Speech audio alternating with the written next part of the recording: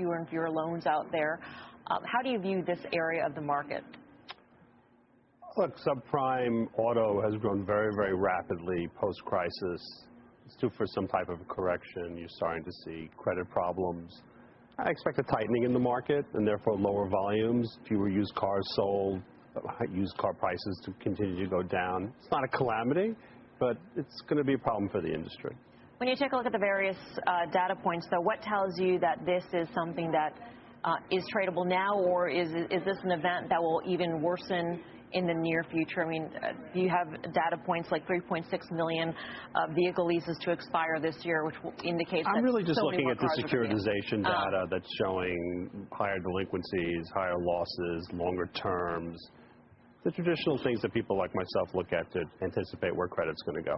How big of a problem could this be? Well, you know, people like to put words in my mouth to say, what's the next big short? Let me just make it clear. I've lived through the big short. I'm in no rush to do it again.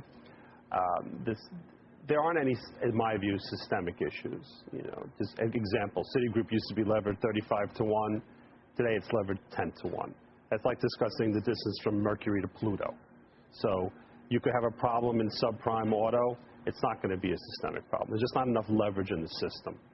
How do you express the short, though, in this? Do you short lenders? Is it the actual loan-backed securities?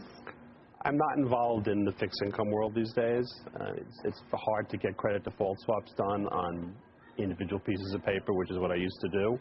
So if you want to do something, it would be you'd be short some of the lenders and maybe short some of the used car companies. And the used car salespeople.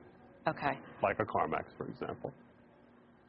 Do you take a look at some of the automakers and say, you know what, they've got big financing arms? There was a question about Ford because they've got one of the biggest financing arms among the OEMs. But they're not doing used cars okay, that so much. specifically used cars. This is used car. This is not a new car phenomenon. Now, maybe rolling over in the used car market could impact the new car market, but it doesn't necessarily have to be that way.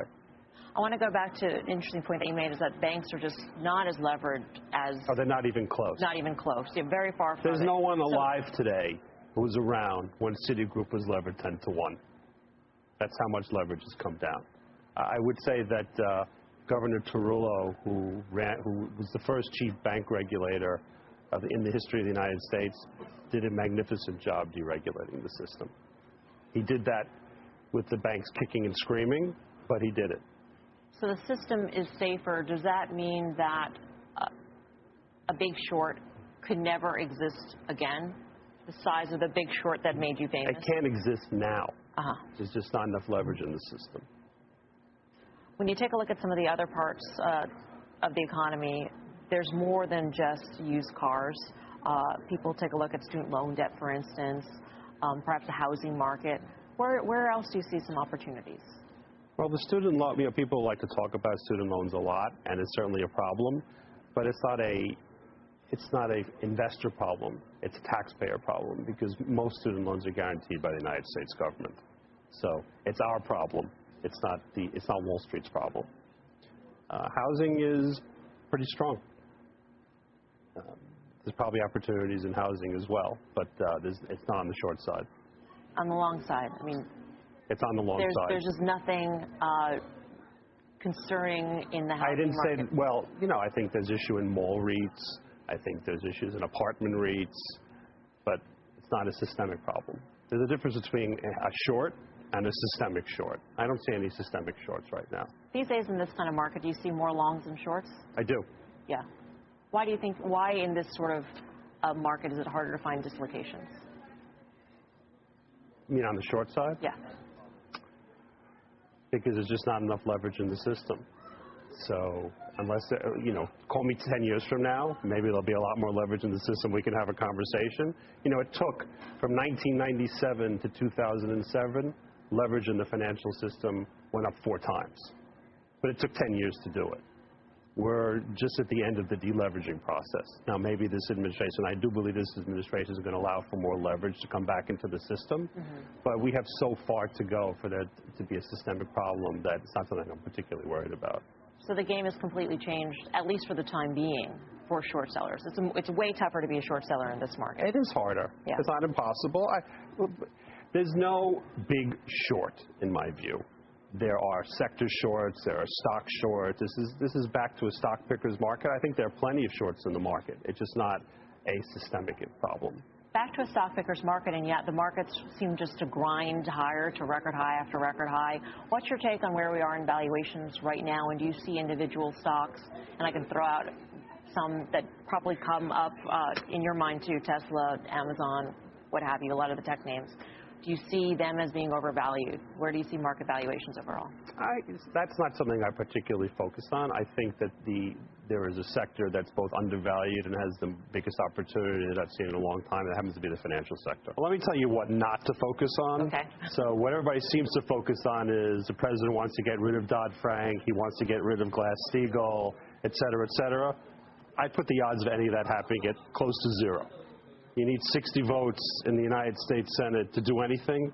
I don't think there are 40 to add a comma to Dodd-Frank. So I think that's all rhetoric. That's not where this game is going to be played. This is all going to be done behind the scenes through regulation. You know, Governor Tarullo's last day was April 7th.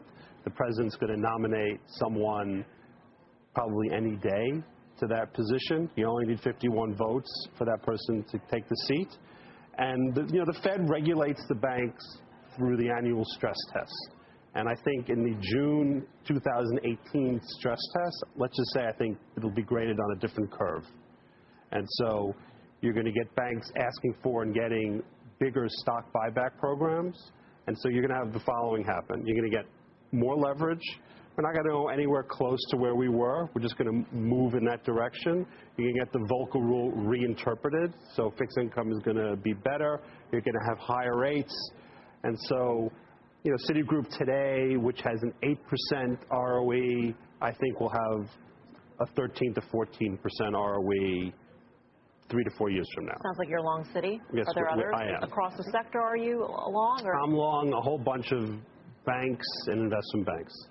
So basically, it's just a lighter touch of regulation that's going to do it. Why do you think this is unappreciated in the markets, and why do you think the markets focus on specific rollbacks? Because the regulation is very technical. I mean, I could literally talk for the next hour about all the various regulations that will be moved in one way or another and why that would be positive. And by the time I would done, all of you would be asleep. Literally. Steve, quick, just on regulation and the impact on other investment-like vehicles, if you will. So regulation in municipal bond market, right? So let's just make the assumption that you look at liquidity constraints and concerns within that market. We've created really non-liquid assets in the form of ETFs and mutual fund assets where investment in corporate bonds have been significant. Bank inventories, however, have dropped 85%. That's the Volcker rule. Right. So my question, if there's nothing that shifts there, in your opinion, if it doesn't get revised, do you worry about liquidity constraints? I didn't listen to what I'm saying. There will be no changes to Dodd-Frank. How Dodd-Frank is interpreted, right, the Fed is given a lot of leeway. And, Tarullo interpreted Dodd-Frank extremely strictly. Right. And there's really nothing that would stop the Fed from interpreting it somewhat more liberally. For better or worse. I just think that's just what's going to happen. Mr. Eisman, you talked about leverage. Probably the leverage in the system was the highest in 2008. And at that point, some of these banks were trading 2.5, 3 times price to tangible book. And I was short them all. What's the right price to tangible book in the environment that you're talking about now? So, I mean, the basic formula is, let's say you have a 15% ROE, you're going to be valued at something like 1.5 plus times tangible book value. So, just get back to Citigroup again. It's got an 8% ROE. It's valued at 90% of tangible book. If it goes to where I think, it could be valued at 1.4 times tangible book a few years out. And, give me a different bank, I'll give you a different math, but directionally it's all the same. Steve, in terms of the operational leverage now of these institutions, they're lean, mean, and you're in a point where you may be getting the GDP follow through, maybe you don't, I don't know. But who in that group then of the money center banks is the most attractive to you when you're weighing risk reward and operational efficiency right now? It's choose your poison. I mean, there's different stories. Goldman will benefit probably the most from fixed income trading. Yeah. Bank of America, Comerica will benefit the most from higher short-term rates. Name the bank, I'll give you a different story, but directionally it's all going to be one of those factors. I mean, do you have a view on rates? I think the Fed's going to continue to raise rates through 2018. I think 2 more times this year. probably at least 3 more times next year. It's all positive for almost all regional banks. So this is the one sector that you like. I didn't say it's not. there are other sectors I like Which too. other sectors do you like? See, the difference between financials versus other sectors is the correlations in financials are extremely high. They're around 70%. So you have to make a decision whether you think you should be long and how much you should be long. So I'm very long. But, you know, my second favorite sector is infotech. But what I like about infotech is the correlations are extremely low. So you have Visa in infotech, you have Google in infotech, you have Motorola Solutions in infotech. They have nothing to do with one another. So that's more of a stock picking group rather than a sector call. Mm-hmm. Which are the sectors you like the least?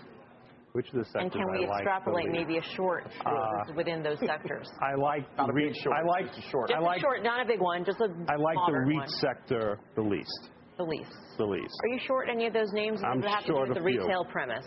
It's one retail premise and one apartment building premise. I think rents are rolling over in New York and San Francisco, and my research on mall REITs, I do research on mall REITs literally every day.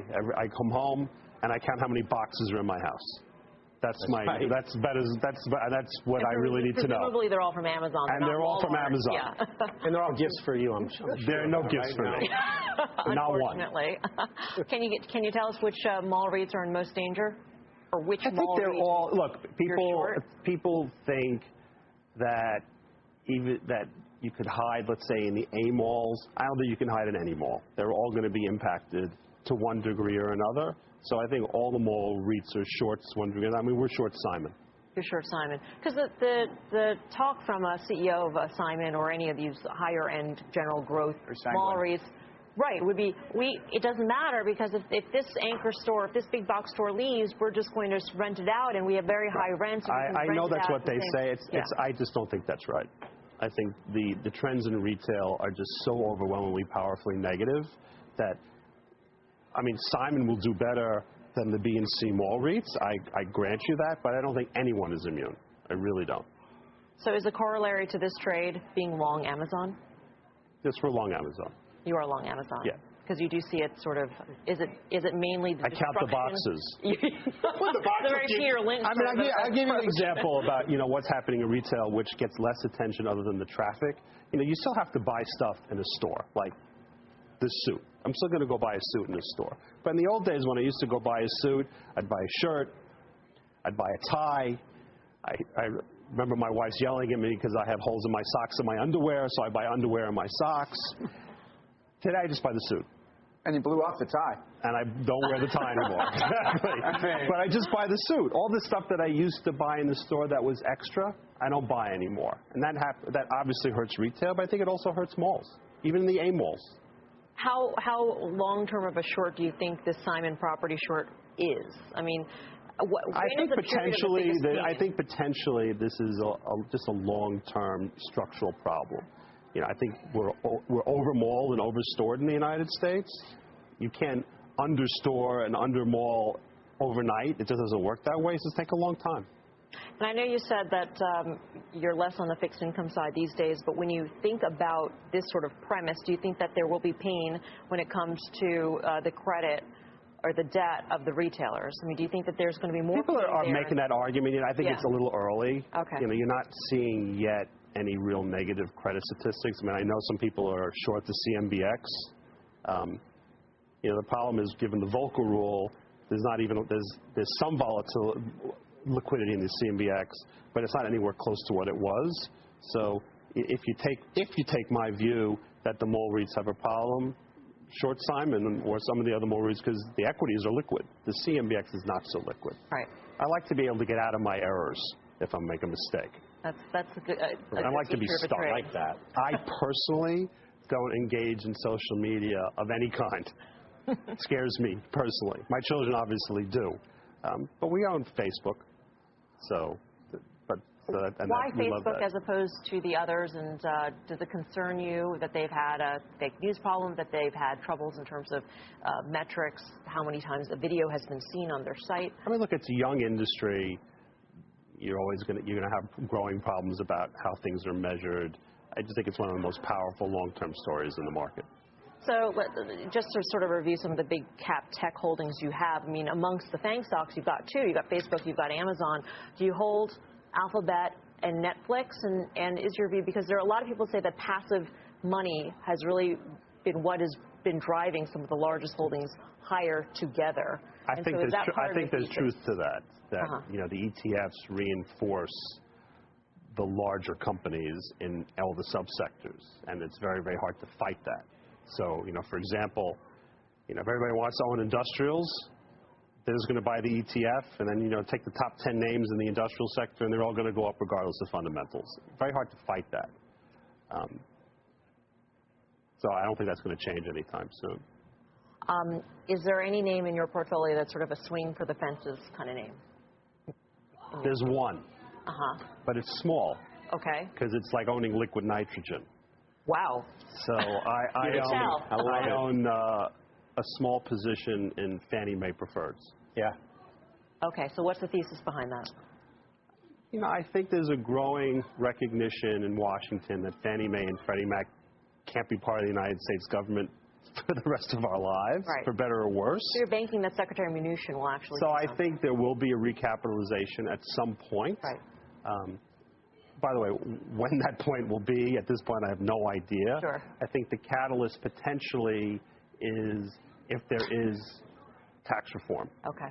And the reason is that a lower tax code will mean that they have to write off their DTA, and the government will have to write them a check